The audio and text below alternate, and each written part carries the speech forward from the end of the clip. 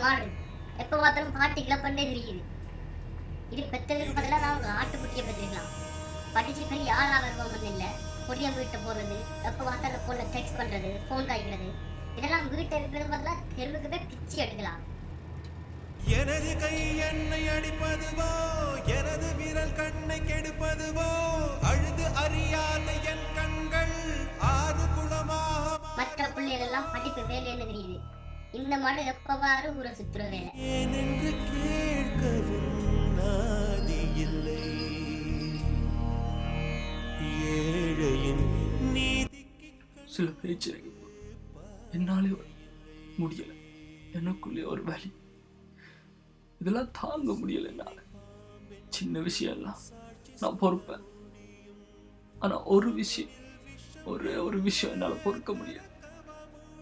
என்னால பசி பொறுக்க முடியல.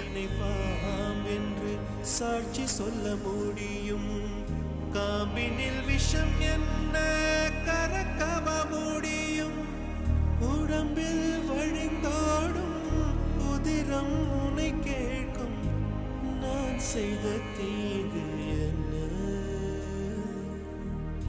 நான் செய்ய